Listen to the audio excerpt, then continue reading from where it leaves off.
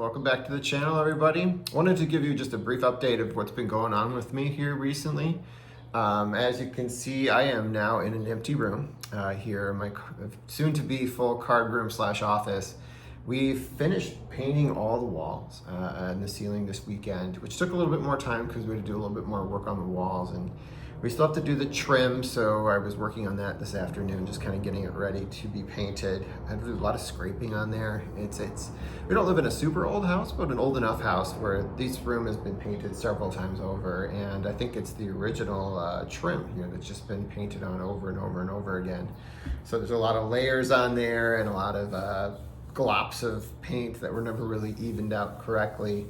So we had to scrape all that stuff off and sand it down. So it's been quite a project, but I anticipate that we'll be done painting it this week, maybe weekend, coming up on Mother's Day weekend, which is great because then I think my wife and I are going to try and maybe go out shopping over the weekend to look for some furniture ideas, whether it's from a resale shop or potentially brand new stuff from an outlet store that's in the area to kind of fill out the space. Now I'm kind of at the point where I want to kind of figure out how I really want it to look. All my stuff now is all packed up.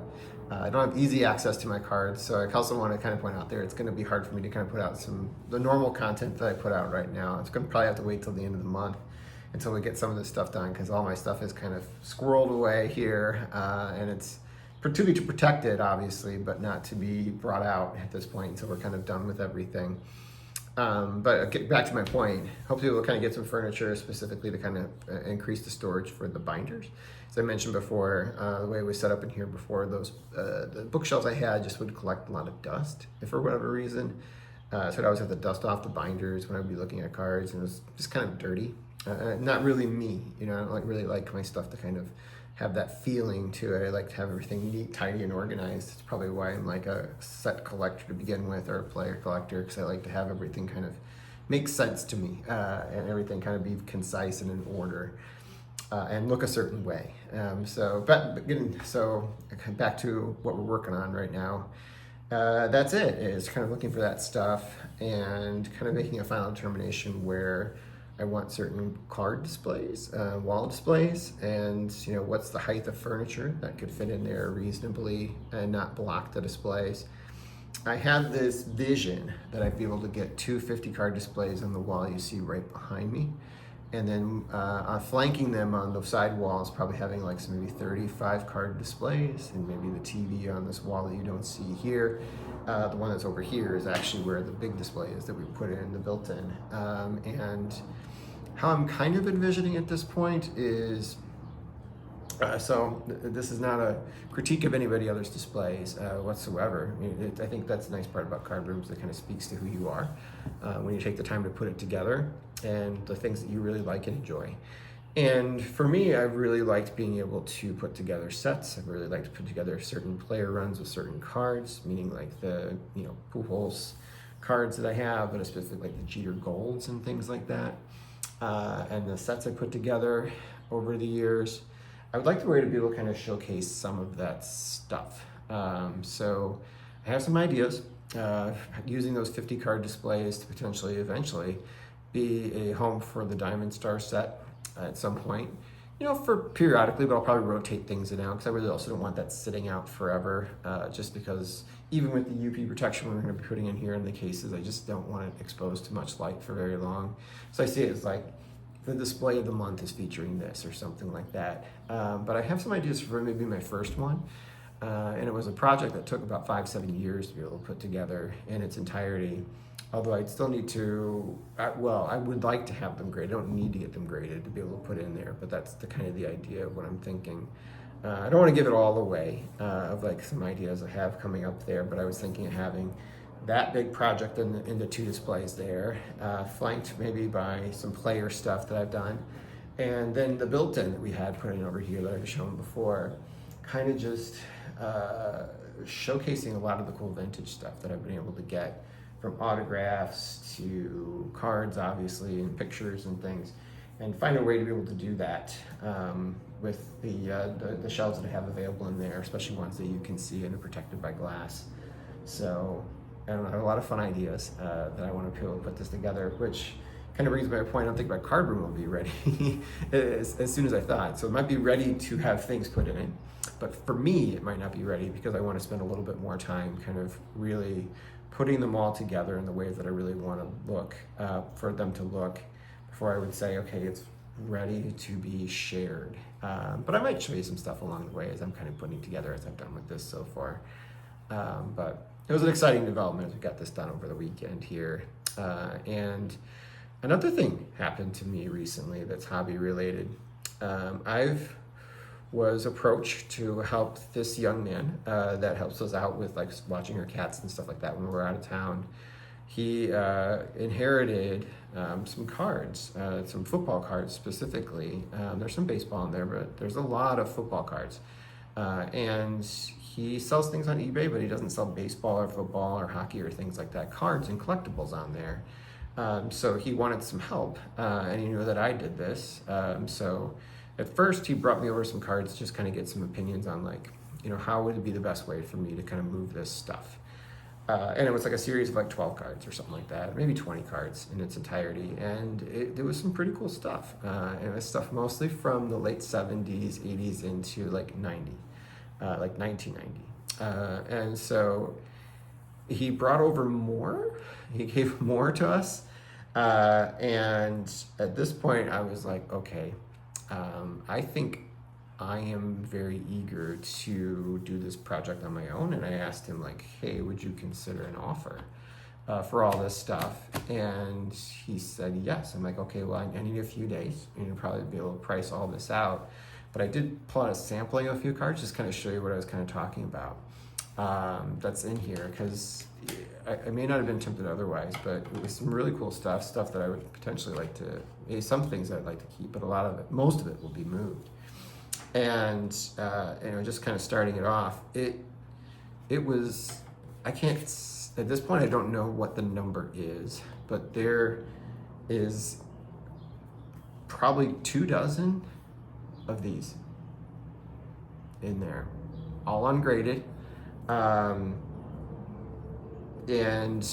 And they're really in wonderful shape. I mean, I have to kind of look over which ones I probably would be comfortable sending on for grading, and those I would just kind of sell as is. But it got me really excited when I started seeing